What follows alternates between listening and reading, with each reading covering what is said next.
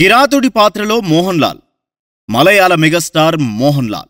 విష్ణు మంచు నటిస్తూ నిర్మిస్తున్న కన్నప్ప సినిమాలో కీలక పాత్ర పోషిస్తున్నారనే సంగతి అందరికీ తెలిసిందే. అయితే మోహన్ లాల్ ఏ క్యారెక్టర్ చేస్తున్నారనేది ఇంతవరకు సస్పెన్స్ గా ఉంది.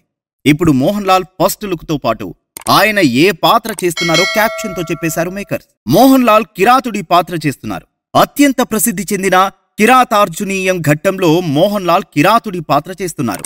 కిరాతుడు అంటే ఎవరూ కాదు, పరమేశ్వరుడే. పాశుపతాస్త్రం కోసం తపస్సు చేస్తున్న అర్జునుడిని కవ్వించి పరీక్ష పెట్టి యుద్ధం చేస్తాడు శివుడు.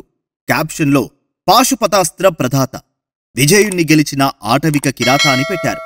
మోహన్ లాల్ శివుడు అయితే అతడితో పోరాడిన అర్జునుడు విష్ణు మంచు అని చెప్పకనే చెప్పారు.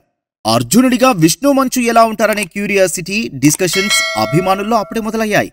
దాంతో పాటు మోహన్ లాల్ విష్ణు మంచు మధ్య యాక్షన్ పార్ట్ కూడా ఉండబోతుందనే విషయం హింట్ ఇచ్చారు మేకర్స్.